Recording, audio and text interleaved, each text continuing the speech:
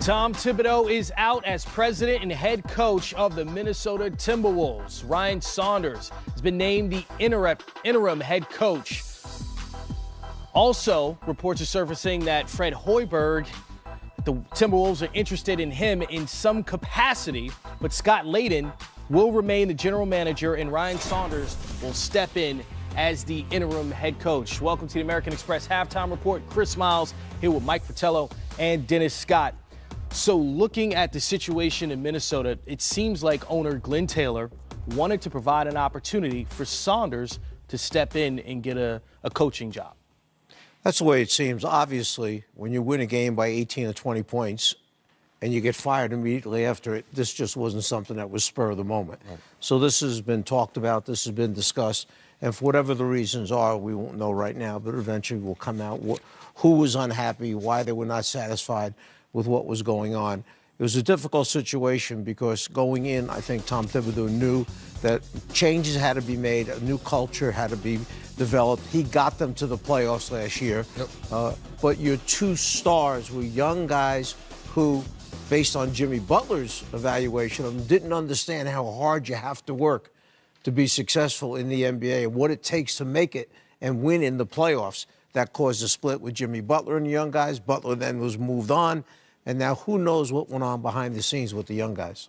Chris, it's been well documented what this team has gone through the last couple years, making the playoffs the very last game of the season last year. You bring in Jimmy to trying to bring in some toughness, to kind of help them play a certain way. Remember, we all asked each other, Coach, what took so long for Karl Anthony Towns to sign his extension? Remember, he wasn't signing it at first. Yes. So all those things you're saying, what's going on behind closed doors? Is Thibodeau's style of coaching guys hard, long practices? Then you heard that he was cutting back on the physical side of practice, but the mental side, Coach, was still a little bit longer than some of the young guys liking. So all that stuff, now if you go back to training camp, then the Jimmy Butler trade, then they were losing, and then to all of our points, wait a minute, last 8 games were 5-3, they're playing well, and then bam. That's why we're all like shocked at first, but then when you go back and look at the history of what this team has gone through, Coach, then you say, okay, now Glenn Taylor's probably fed up. Let's look at the staff that they had put together there, okay?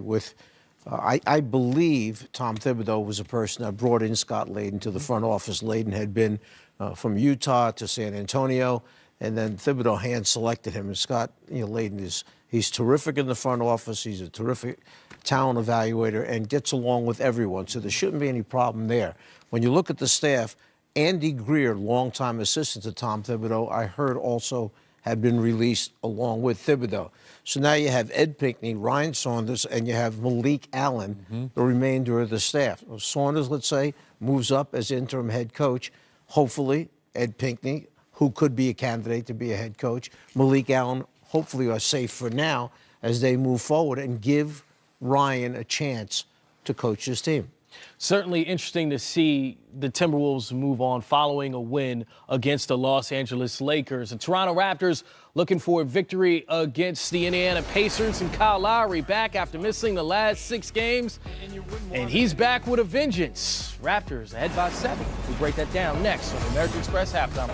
Well, the Toronto Raptors certainly don't look like a team playing the second night of a back-to-back czar. They're hot in the first half from three-point range, like a role reversal with Indiana. It certainly is, because coming in, Indiana was 5th in the league in three-point shooting. Toronto 26th, but not so right now. 10 of 18 in the first half. 6 players have made at least 1 3 in that first half, led by Danny Green, who's 4 of 6 from the three-point line. It's great when you have your point guard back in that lineup. For Kyle Lowry, a guy who's missed the last 6 games, like we said, playing the second night of a back-to-back, you get some fresh legs and a guy who's good at distributing. Good at distributing and also showing this year, Coach, he's being a better leader. So when Kawhi Leonard goes out, he knows how to come back in and not force things. A lot of times, as a starter, you want to come back and force a lot of things. Not tonight. A long rebound. You say defense, how do you lose a guy like Kyle Lowry? Coach, you talk about those threes. Those goes one of those threes right there. Sharing the basketball. He's only taking 6 shots. You would think maybe more shots. Chris, no. You're in transition. You don't stop the ball. As transition 101, stop the ball first. Now you get an old-fashioned and one. Now you're feeling real good about yourself. I talked about the patience. Look at this half-court set. He's almost at a half-court, Coach, directing traffic. Tell Big Moose to come get him. Nice screen without fouling. perfect bounce pocket pass for the finish. Kyle Lowry coming back, knowing where he's getting on the floor, how to make the right passes, showing his leadership. I say it all the time. A lot of time a guy comes back, he tries to overshoot and do too much. He's only taking 6 shots. 6 shots, but making sure everyone gets involved. So it looks like Kyle Lowry off to a great start in returning to this lineup after missing the last 6 games. So Toronto Raptors with the lead over the Indiana Pacers. And if you look at their side, they played well, but it's Toronto making the run. Well, obviously, if you're going to be a very, very good team and go deep into the playoffs, you have to be able to defend. And we saw early on in the first quarter, one team shooting 65%, the other shooting 62% from the floor. Giving up this number of points is not going to get you a whole lot of wins. So I would think there'll be some defensive adjustments made by both teams. And I'm sure that Nick would love to see Toronto come out and continue the hot hand from the three-point line. Exactly. This has been a busy afternoon around the league so far. Game underway, Charlotte and Phoenix. Malik Monk. Ooh, the lefty. Not just all dunks. Nice finish around the basket. Okay, so Karl Anthony Towns, 28 points in each of his last 7 games, but breaking news from Minnesota.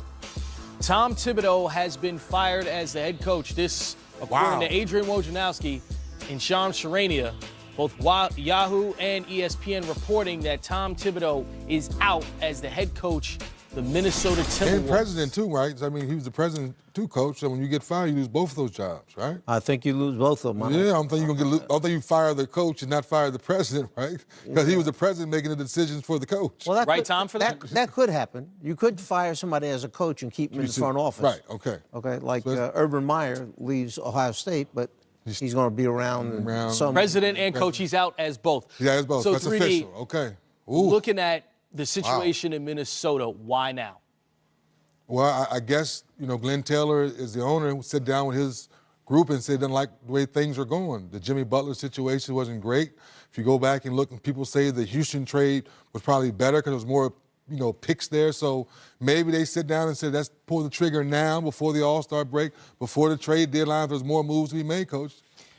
I look at it as because of their last stretch of 8 games, 5-3, brings them back into the playoff race. They're 2 games out of that 8th spot in the Western Conference. And you just got done saying how great Karl Anthony Towns has been playing. Karl Anthony Towns has a direct line to the owner of the team. That's how his contract got done over again. That wasn't a president making that move. That was the owner saying that. So maybe Karl Anthony Towns knows more than we do about what was going on in that situation. Perhaps that's the reason why we see a rejuvenated Karl Anthony Towns over the last 8 games. That's just speculation.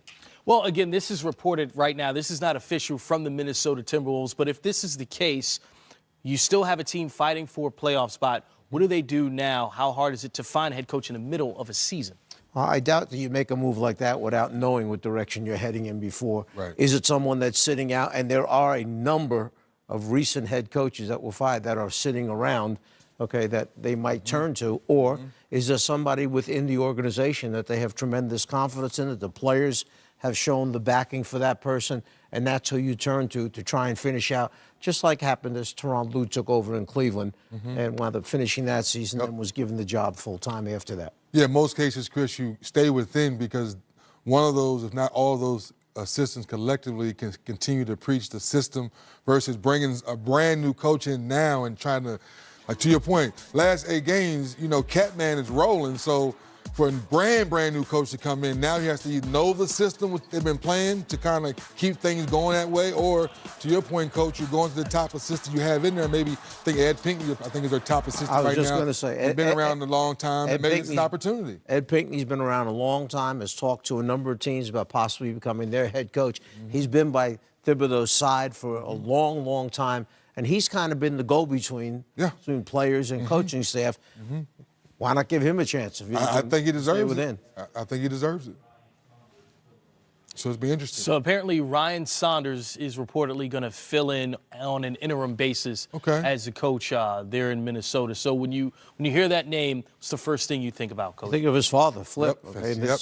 This young man grew up in a basketball household, and everyone who has worked with him has nothing but really good things to say about Ryan. Yeah. So if that's the direction they're going in, you know he's going to work. You know he knows the game of basketball, and he obviously must be able to relate to the players because of the positions they've put him in within the organization. So if he's getting that shot, you wish him well, and we'll see the job he can do. Ryan's been around from day one, to your point, Coach, as a kid. The one short year I was there, he's always been one of those kind of kids that's related to the players. He's been with the organization. He knows where all the, as they say, where all the bodies are buried, so to speak. So I think he can fit in right away. And I think Cat and Wiggs and all those young guys that are there now, I think they would accept it as well. More on this situation as it progresses. So we see Tom Thibodeau reportedly out as the head coach there in Minnesota. And also out of Minnesota, Tom Thibodeau reportedly out as the president and head coach of the Timberwolves. According to the Minneapolis Star-Tribune, Ryan Saunders looks like he's in the running to step in as the interim head coach. What do you think of that decision, 3D? I like it a lot. Obviously, you know, his dad kind of setting the way for him and being around the franchise pretty much his whole life. And I think Coach being young and understanding what Cat and Wig and this young team's about. Derrick Rose is having a phenomenal year, comeback year, so to speak. He's been a part of that movement, working out with him on days off. So the question for me, Coach, is what advice can he reach out to someone like yourself to help him with in-game coaching decisions, things of that nature? But being able to relate to the players, knowing the system, I think he's ready for it. First of all, we have to realize that they fired one of the top 5 coaches, in my opinion, in the NBA. Tom Thibodeau is a teacher. He's a game coach. He wins basketball games. So to make that decision, something was going on that we obviously don't know right now. The relationship with Saunders and the owner is the father connection. Flip Saunders was a very, very loyal person to the owner. And the owner, I think, always appreciated it. We'll never forget some of the things that Flip did for him along the way. I know this. Flip made him an awful lot of money at one point on one major decision that he had to make. And the owner, I don't ever think, is going to forget that. Right. And as a result, he's seen his son pay the dues. He respects what the son has done, respects the son and father, and therefore he's given him a chance. Well, according to the Minneapolis Star-Tribune, their source on Ryan Saunders being who Glenn Taylor wants as the head coach long term. So he's hoping that he can earn that spot. But we also have reports from multiple sources that Fred Hoiberg is in consideration for either the GM or the head coaching spot. So we're hearing 2 names out there. It's interesting because Fred Hoiberg was in Chicago following Tom Thibodeau, now could possibly follow him in Minnesota. And they have Scott Layden still, I believe, Yes, Scott Layden's still be the GM. there. And Scott Layden gets along with everyone. Yes. Remember his pedigree, his background, coming out of that San Antonio program, a lot of people were after Scott Layden. So I think I hope Scott Layden's given a chance. If they bring Hoiberg in, can Layden and Hoiberg work together in the front office? That'd be something to look at. Certainly a situation that is just now developing in Minnesota. But as we see this, you see Tom Thibodeau, like you say, a great coach in the league. Why make this move now, at this point in the season? Well, obviously, we don't know exactly what's going on behind closed doors, but to Coach's point earlier, the way our league is going, Cat has a direct line to the ownership. We know Wiggs just signed his new contract. Most of us around the NBA were saying to ourselves, what's taking this team so long to be further along when you look at Denver and other young teams who are winning and playing top-notch basketball? Lately, they're 5-3, they're playing good. Cat's playing out of his mind. Maybe they wanted to pull the trigger now, Coach, to get ready for maybe some more trades possibly before February. Certainly an interesting situation that we will keep you updated on as the night